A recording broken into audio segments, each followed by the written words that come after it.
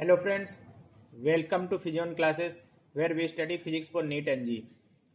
Currently, we are studying chapter 5 that is Newton's laws of motion of class 11. अभी तक हम लोगों ने इस चैप्टर का half of the theory we have covered and remaining part we will cover today. अभी तक हम लोग Newton's first law and second law को we have covered it, we have studied it. Now let us take Newton's third law.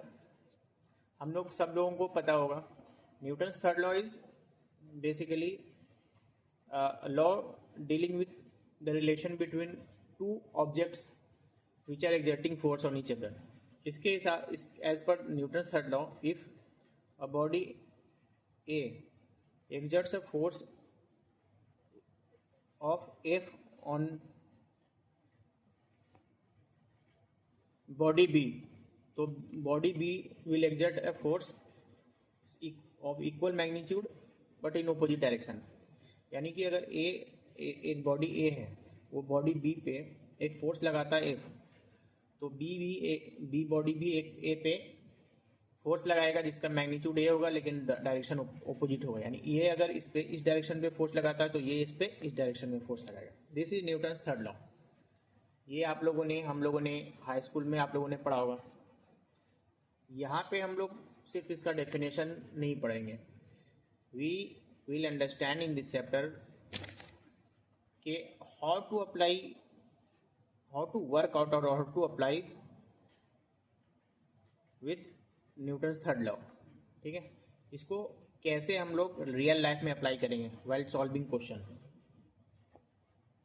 तो कुछ point we need to understand और कुछ point we need to remember. हम लोगों को कुछ point को समझना पड़ेगा कि this are action and reaction force.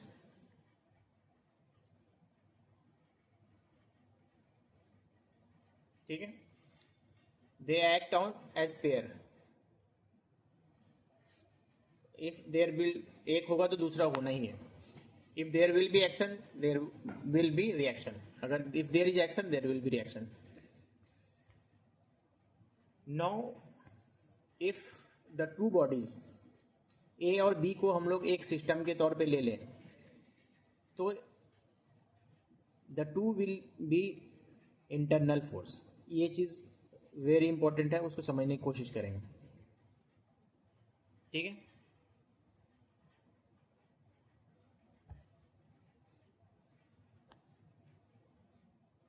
in Newton's laws of motion while working with questions, both जो है ना एक्शन एंड रिएक्शन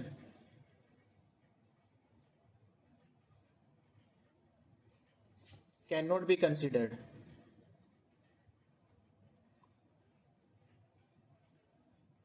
हम इसको अभी इस पॉइंट को समझने की कोशिश करेंगे. Suppose we have a table. ठीक है, एक टेबल है ये और इस टेबल पे एक ब्लॉक रखा हुआ है मास m. ठीक है, नाउ राइट डाउन कि क्या क्या फोर्सेस एक्ट करेगा. ठीक है, try to write all the forces acting on block m.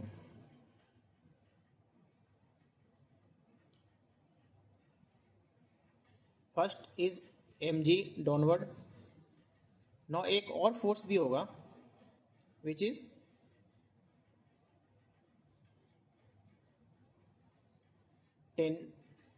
Normal force normal reaction in exerted by table. ये टेबल है मान लो, exerted by table on the block.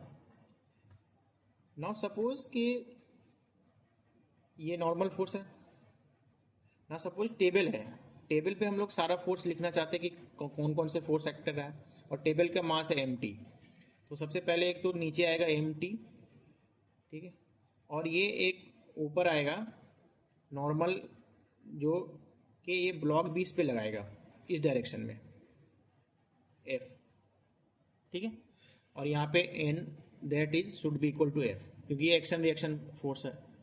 तो ये समझो कि हम लोग अगर इस ब्लॉक को एक सिस्टम मान लें तो हम लोग ये एफ को नहीं यूज लगाएंगे, ये कंसिडर नहीं करेंगे, सिर्फ इसको कंसिडर करेंगे. और अगर टेबल को हम सिस्टम मानते हैं, देन ये नॉर्मल जो फोर्स लग रहा है ब्लॉक पे उसको हम लोग कंसिडर नहीं करेंगे, इसको कंसिडर करेंगे। और अगर टेबल और ब्लॉक दोनों को मिला के एक सिस्टम मानते हैं तो none of the two will be we will consider, ठीक है। तो एक तो समझ लो कि दोनों में से एक ही only one of the two that is action and reaction will come into equation while solving Newton's third law, ठीक है। दोनों नहीं लगेगा because it will cancel each other, और बिकॉज कि एक्शन और रिएक्शन ये both act on two different body. इसके बाद इसके एक और कैरेक्टरिस्टिक फीचर है कि action and reaction the two act on two different bodies particles, ये कभी भी एक ही पार्टिकल पे एक्ट नहीं करता, ठीक है।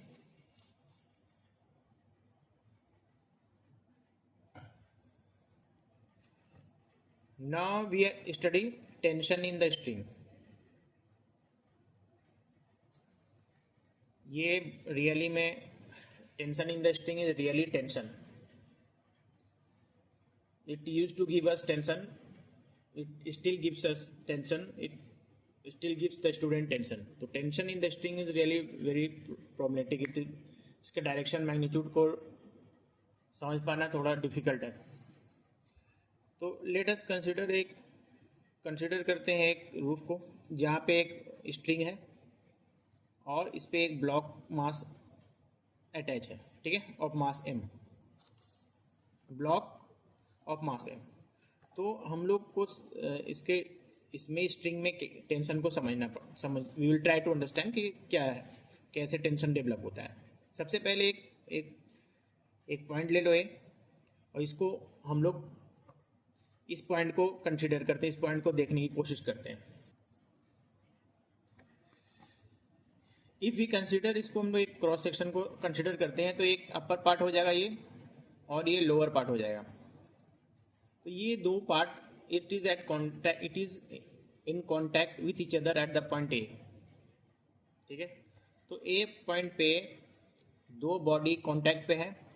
Lower part will exert an electromagnetic force on upper part and upper part will also exert an electromagnetic force on lower part. तो लोअर पार्ट अपर पार्ट पे इलेक्ट्रोमैग्नेटिक फोर्स लगाएगा, अपर पार्ट भी lower part पे electromagnetic force लगाएगा। This अब दोनों का action reaction के तौर पे ही होगा और दिस कॉमन मैग्नीट्यूड जो होगा ये होगा is tension in the string at point A, ठीक है, यहाँ पे होगा। Now consider at the lower end of the string.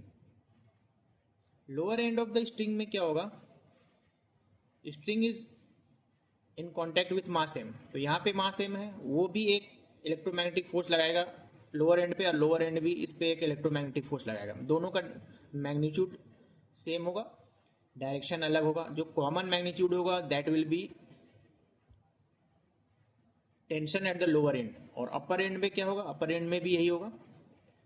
ये string will apply electromagnetic force on the ceiling or ceiling will apply electromagnetic force on string at the upper end, and the common magnitude will be tension in the string at the upper end, ठीक है।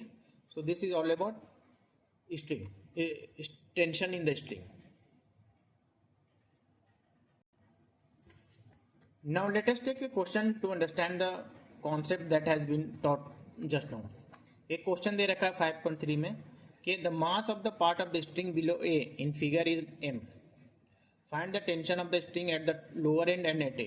जो अभी हम लोग जिस तरह से discuss कर रहे थे कि एक पॉइंट ए है, ये स्ट्रिंग है, ये एक लंबा सा स्ट्रिंग है, इस पे मास m अटैच किया गया है, ठीक है। ब्लॉक का मास m है और ये स्ट्रिंग का एक पॉइंट ए कंसिडर किया गया और इसके नीचे जो स्ट्रिंग है उसका मास स्मॉल m है, ठीक है। तो क्वेश्चन है कि इस लोअर एंड ऑफ स्ट्रिंग में कितना टेंशन होगा और यहाँ पे कितना टेंशन होगा पॉइंट ए पे। Find the tension of the string at the lower end and at A. तो लोअर एंड पे हम लोग सबसे पहले कैलकुलेट करते हैं। लोअर एंड पे सबसे पहले हम लोग एक फ्री बॉडी डायग्राम बनाने की कोशिश करते हैं कि लोअर एंड पे सब कौन कौन से फोर्सेस लगेंगे। फर्स्ट इज एक mg लगेगा डाउनवर्ड डायरेक्शन में, ठीक है।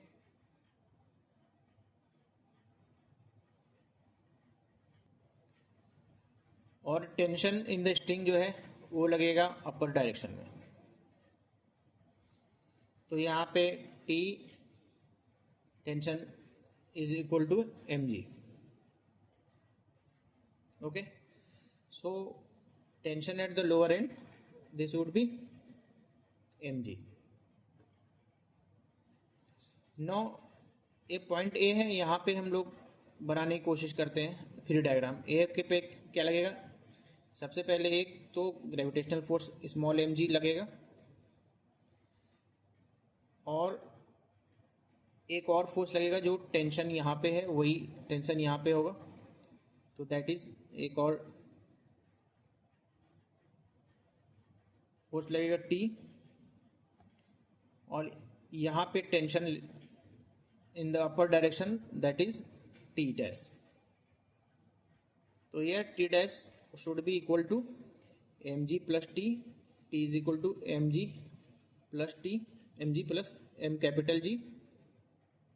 तो ये हो गया m प्लस m g, ठीक है। ओके, तो this is the answer. This is how we apply Newton's various laws to solve the problem. We take one more question, हम लोग एक और क्वेश्चन को लेते हैं। The block shown has a mass m and descends with an acceleration a. The mass of the string below the point A is m. Find the tension in the string at the point A and at the lower end. Similar to question last question. यहाँ पे सिर्फ क्या है कि block जो है वो it is moving, it is descending with acceleration a, वो एक नीचे जा रहा है एक्सेलरेशन ए से, ठीक है। तो यहाँ वहाँ पे एक सीलिंग से अटैच था, यहाँ पे सीलिंग से अटैच नहीं होगा। एक स्ट्रिंग है और ब्लॉक इस पे अटैच है, उसका मास m है। अब ये नीचे जा रहा है विथ एक्सेलरेशन a, इस डायरेक्शन में acceleration a।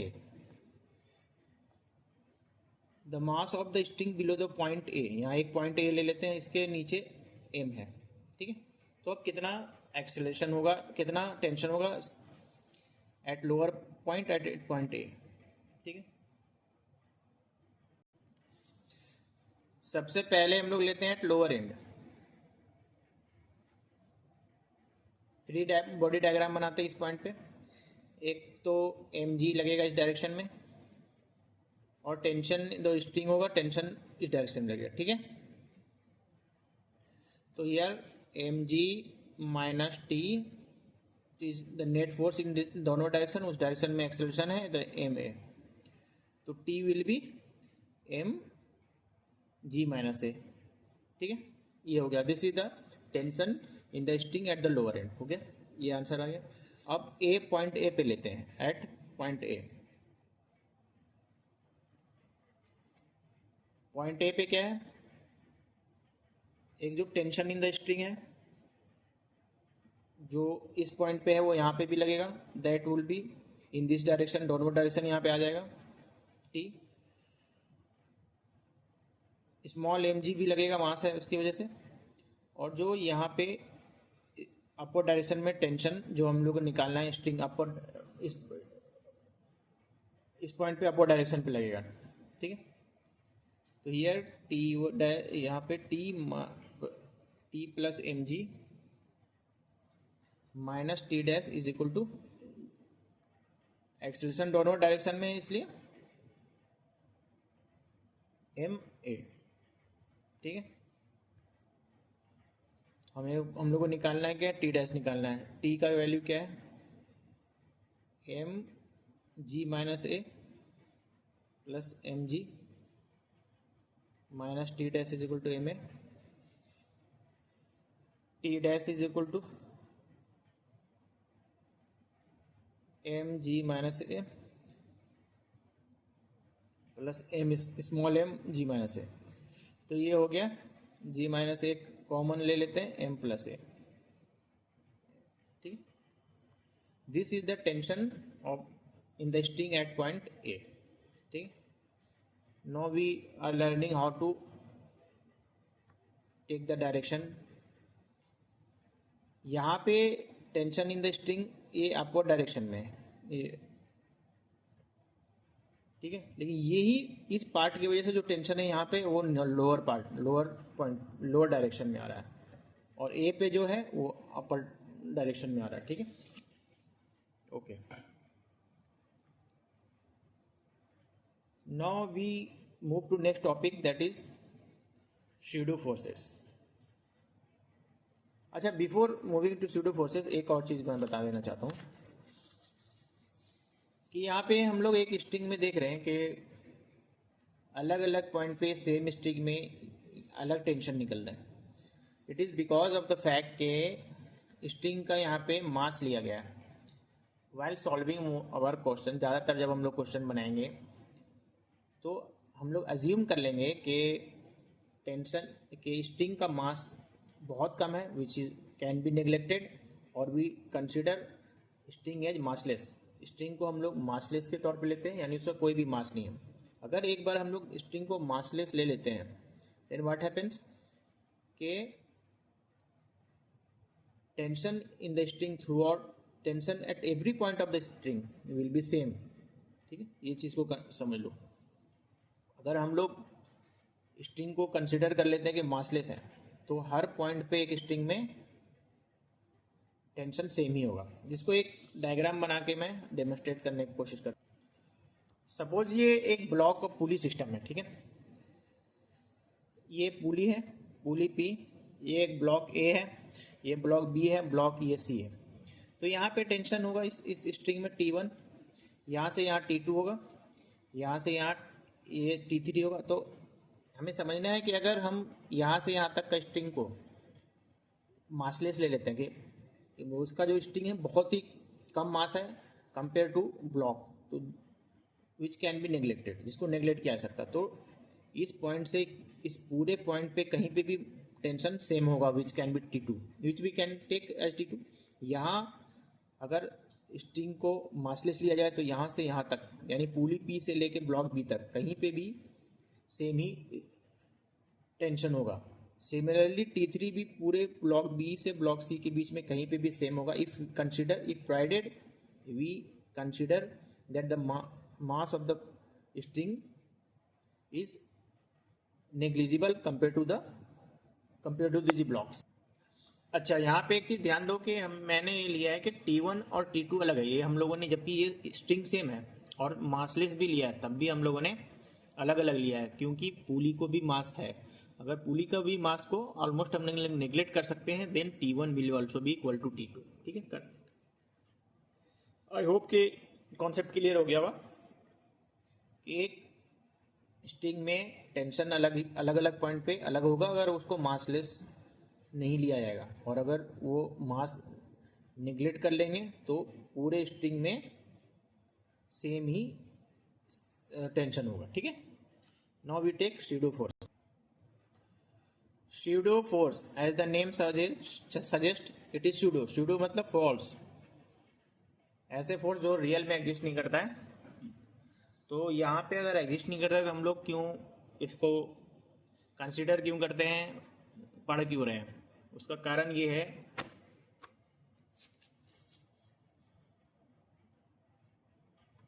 Because of one fact of non inertial frame.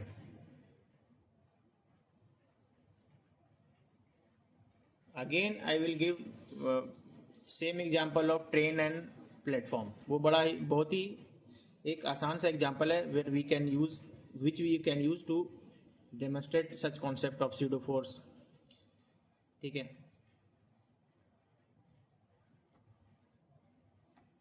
Pseudo force है क्या? अगर हम लोग नॉन इनर्शियल फ्रेम में Newton's laws of first law और सेकंड लॉ, यानी न्यूटन्स लॉज ऑफ मोशन को यूज करना चाहते हैं,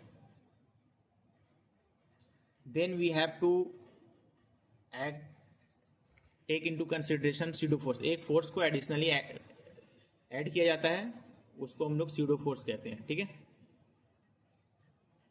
ओके, ठीक है।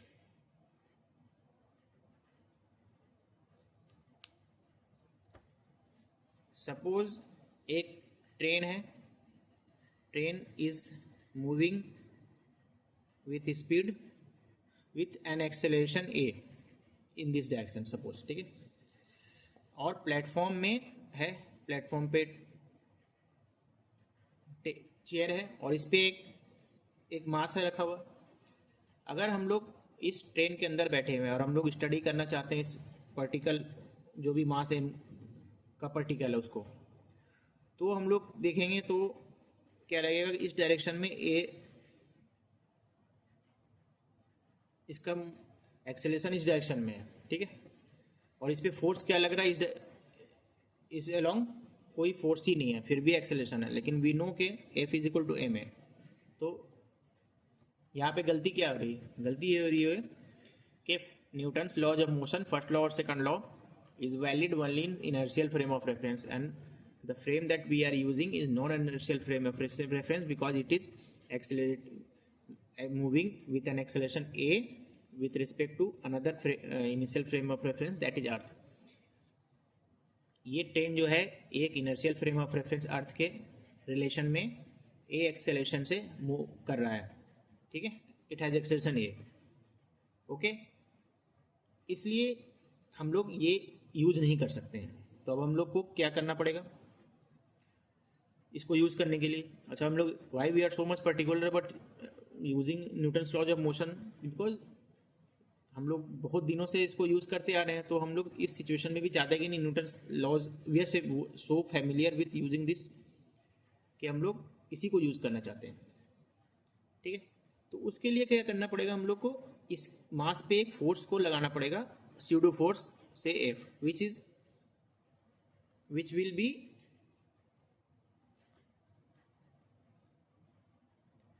equal to minus ma। अब यहाँ पे a है acceleration of the frame, not मास, याद रखना, और m is mass of the particle block, ठीक है। तो एक्सेलरेशन जो फ्रेम, जो नॉन इनर्शियल फ्रेम है उसका जितना एक्सेलरेशन है मल्टीप्लाइड है मास ऑफ ब्लॉक, और इसको माइनस मिलेंगे उल्टा डायरेक्शन में, तो हम इतना फोर्स इस पे ऐड कर देंगे माइनस ए में। देखो अब हम लोग देखते हैं यहाँ पे कैसे सॉल्व हो जाता है।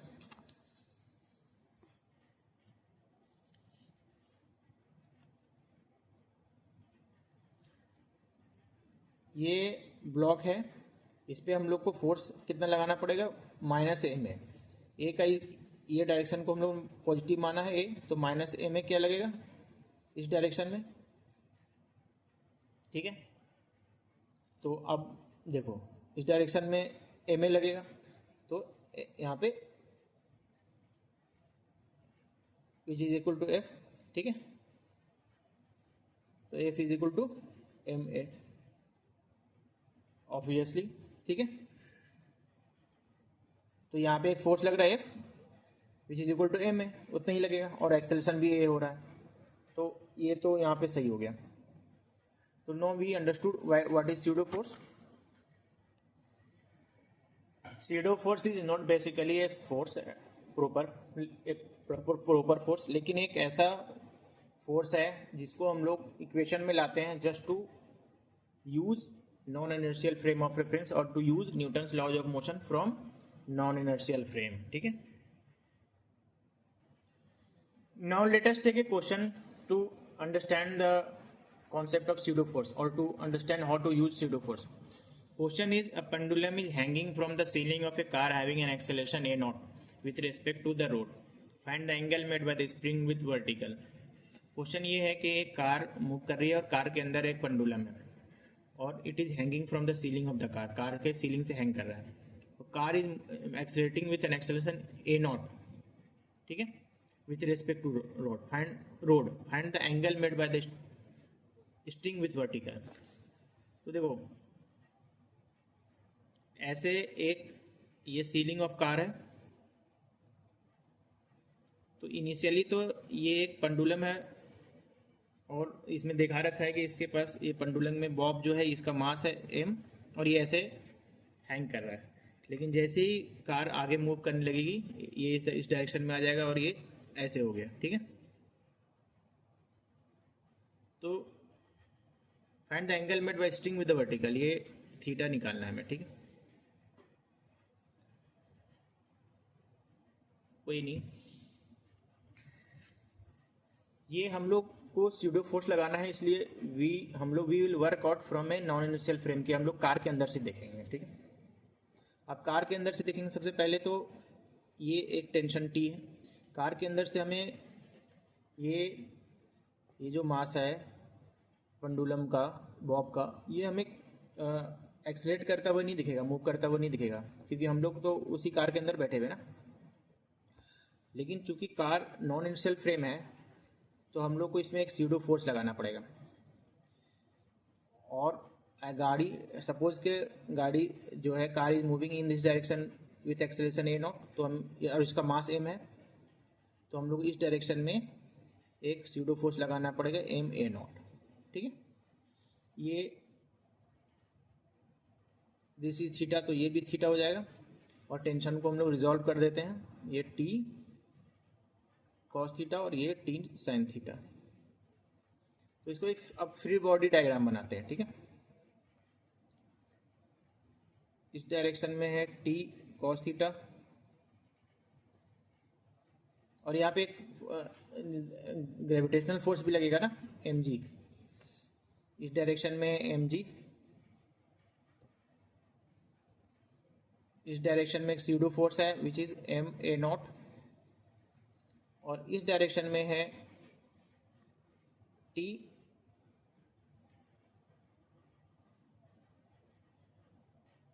नहीं, टी का हम लोगों ने गलत बनाया, ये थीटा ही है ना, तो ये T, this will be T cos theta और this will be T sine theta.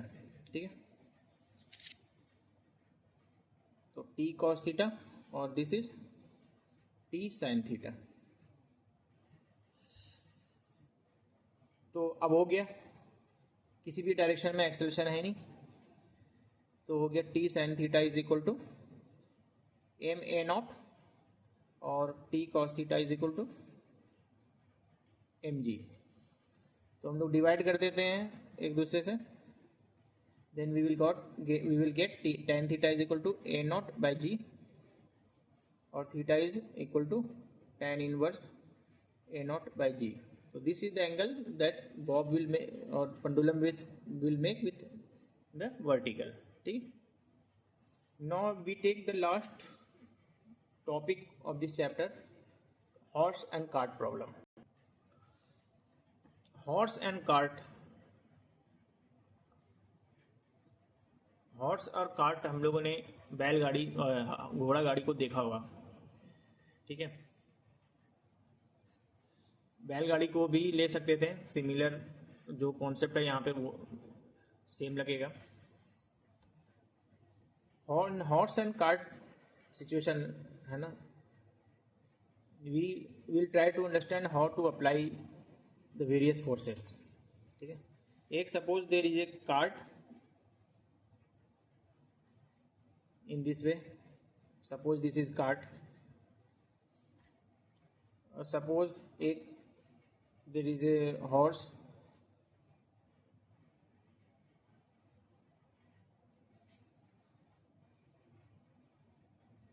ठीक है, तो सपोज के this horse is pulling this cart with acceleration f1। ठीक है, और उसकी वजह से ये आगे बढ़ रहा है। तो द क्वेश्चन इज कि ये cart will also pull the horse with acceleration f2 with any acceleration f2, और वो दोनों का मैग्नीट्यूड f1 और f2 सेम होगा because of laws of third law of motion की वजह से। नो सपोज ये इस पे f1 लगा रहा है तो कार्ट तो इस डायरेक्शन में मूव करेगा। Suppose mass of the cart is mc and mass of horse is mh, तो cart will move forward with an acceleration acceleration of cart will be F1/mc in forward direction, ठीक है।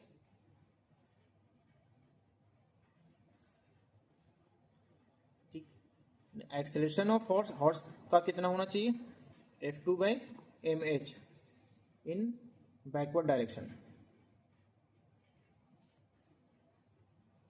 तो cart को आगे तो move करना चाहिए, लेकिन घोड़े को पीछे जाना चाहिए। तो ऐसा क्यों नहीं हो रहा है? ऐसा इमेजिन करो कि ये आगे जा रहा है, ये पीछे जा रहा है, तो साथ में तो मूव कर नहीं पाएगा। ये where we are going wrong, मतलब something is wrong with our understanding. कुछ ना कुछ तो दिक्कत है यहाँ पे, जो कि एक एब्सर्ड बात आ रही है कि कार्ट इज मूविंग फॉरवर्ड लेकिन एक्सीलरेटिंग फॉरवर्ड, लेकिन घोड़ा जो है हॉर्स इज एक्सीलरेटिंग बैकवर्ड, वो पीछे जा रहा है। लेकिन वी नो ऐसा नहीं होता है, वाई? तो यहाँ पे क्या प्रॉब्लम आ रहा है? प्रॉब्लम ये आ रहा है we have not written all the forces. ये फोर्स पता कैसे है कि हॉर्स विल पुश, एक इधर पुश करेगा रोड को विथ फोर्स P, वो एक रिएक्शन होगा रोड का, road will push the horse with similar force P with force P in opposite direction. तो इसका एक कंपोनेंट होगा यहाँ पे F, विच इज, अगर ये थीटा है तो of course F is equal to P cos theta, ठीक है। और अब आ गया बात समझ में कि हॉर्स कैसे मूव करेगा। Horse will move with acceleration h F minus F2/mh, यानी इन केस ये जब भी मूव कर पाएगा जब F will be greater than F2, मतलब small f is greater than F2, ठीक है। तो ये this will B acceleration of horse. Similarly यहाँ पे भी एक इस डायरेक्शन में नॉर्मल इसका एक कंपोनेंट लगेगा और उसका एक कंपोनेंट F डैश इधर होगा, ठीक है। और एक्सेलरेशन ऑफ जो कार्ट होगा बेसिकली होगा, वो होगा F1 minus F dash upon MC, और दोनों ये इस तरह से एडजस्ट होगा F डैश F, क्योंकि F डैश और F ये फ्रिक्शनल फोर्स एक है बेसिकली, तो ये एडजस्ट हो जाता है कि दोनों का एक्सेलरेशन हॉर्स और कार्ट का सेम हो, so that F minus F2/mh is equal to F1 minus F dash by MC, ठीक है।